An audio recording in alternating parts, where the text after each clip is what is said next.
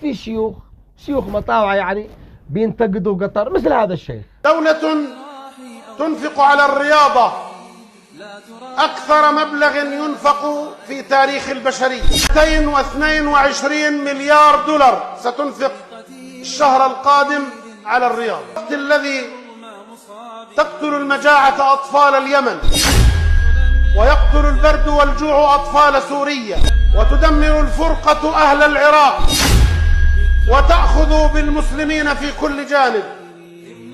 هذه المليارات مليار منها يكفي لإطعام المسلمين الجوع، لكن الرياضة عزيزة على قلب الأمير. يعني يريد أن يظهر بهذا الكلام. صحيح قطر أعلنت عن هذا المبلغ، كانت قادرة أني ما تعلنش عن المبلغ هذا.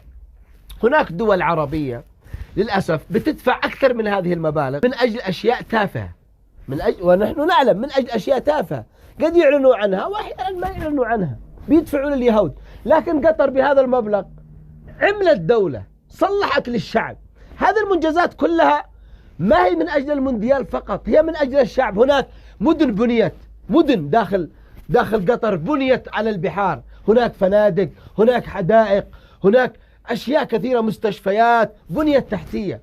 بهذا المبلغ قطر بنت بنية تحتية من أجل المستقبل وليس من أجل المونديال. ليس فقط الملاعب كلفت جزء بسيط من هذا المبلغ. يا عزيزي، هل تعلم أن هذا المونديال مهم جدا؟ سيكون هذا المونديال توصيل رسالة جميلة، يعني ستكون الرسالة أبلغ من مليون شيخ من أمثالك. الرسالة ستكون كما عملها محمد صلاح مثلا في الدوري الإنجليزي. بس أنا أتكلم عن الجانب الديني. محمد صلاح لما كان يسجد في كل هدف كان يتساءل الإنجليز وخاصة عشاق ليفربول، لماذا يسجد هذا الرجل؟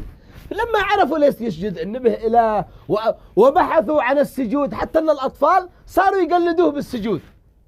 فبحثوا فوجدوا أنه الدين الإسلامي بيسجد لله، ولما شافوا أخلاق محمد صلاح واحترامه وتعامله أسلموا العديد من الناس. بمعنى أن هذا لاعب كرة القدم أدخل آلاف إلى الإسلام، بينما بعض المشايخ ما بيدخل مثلك ولا واحد في الإسلام. فالدين المعاملة، الدين فسوف المبالغ التي صرفت الآن مش سهلة. قطر ما حسبت فقط إني تسوي ملاعب أو منشآت، في جزئيات أخرى. قطر الآن لديها كتب بتوزعها على الإسلام، تاريخ الإسلام وتاريخ العرب المعاصر. قطر يعني صارت في كل غرفة بتطرح كتب للقراءة عن الدين وعن الدول العربية. قطر صارت تعلق أحاديث النبي صلى الله عليه وسلم والآيات القرآنية على الشوارع باللغة العربية والإنجليزية. قطر بهذا الشيء هي بترسل رسالة. لا تقول لي إن هذه كرة قدم، لا، هذا أفضل وأجمل رسالة للإسلام والمسلمين، لأنه أكثر من 3 مليار سيتابعوا المونديال في العالم. أما أنت يا شيخ بيتابعوك 3-4 نفر، خليه 50 نفر، هذا بيتابعوا من كل الدول. فالغرب لما يشوفوا إن في دولة عربية بهذا الجمال، إن في دولة عربية بهذا الرسالة السامية الطيبة، بهذا التنظيم، أكيد سنفتخر جميعنا. حتى هم سيتساءلوا عن الإسلام، سيتساءلوا عن الدين، عن العرب، وستستفيد الدول العربية كلها لما يشوفوا هذا الأمن والأمان والتنظيم والروعة داخل قطر. اليوم قطر منعت المثليين اللي استغلوا كاس العالم. المثليين استغلوا كاس العالم من أجل نشر ثقافتهم المحرمة لدينا، صح ولا لا؟ اليوم قطر منعتهم. شوف، هذه رسالة سامية وكبيرة جدا.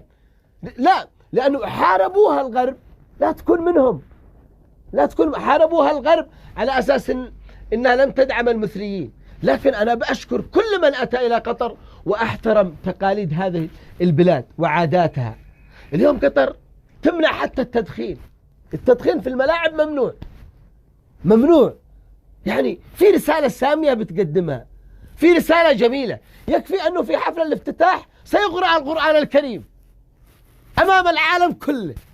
سيكون القرآن الكريم بداية الافتتاح الحفل لأول مرة في تاريخ كأس العالم، لأول مرة.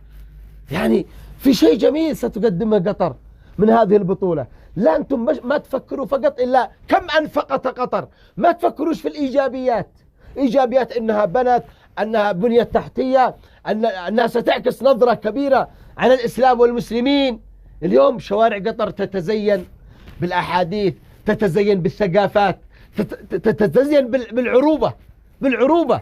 الآن ما يقولوش قطر، إحنا هنا في الدول العربية، فأنتم الآن المنتقدين لقطر بتساعد والغرب. على العموم مشاهدينا الكرام، إحنا سنكون كلنا مع قطر، وأدعوكم حتى اللي مع خلاف مع قطر سياسي بسيط وكذا، أنا أدعوكم دائما أن تقفوا مع قطر. أنا ما أمدح قطر علشان بسافر قطر أو لا، أنا ما بسافرش، أنا هنا ولا أريد شيء، ولكن قطر دولة عربية تستحق منا الوقوف، تستحق منا الإشادة، على أساس ما نرتيش للغرب أي فرصة.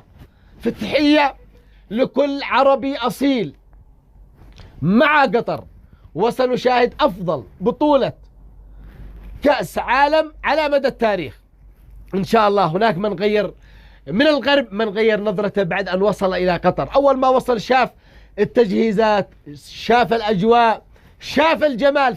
8 ملاعب من أجمل ملاعب كرة القدم داخل قطر. اليوم أجمل الفنادق داخل قطر، حتى الشوارع تمر براحتك، الأمن والأمان، كل شيء موجود في قطر. في تحية لقطر، للرئيس قطر، لشعب قطر، وتحية أيضا للمساندين لقطر من العرب.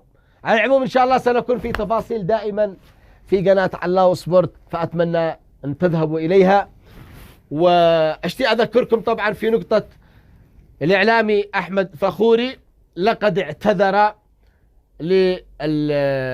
لجوجل المونديال عبد الرقيب اليافعي، وقدم اعتذاره وقدم له جائزة، وإحنا بنقول شكرا لاعتذارك، لأننا دائما نشوفك إعلامي رائع، وزعلنا فعلا، زعلنا على الاستخفاف، ولكن نوعا ما الاعتذار يعني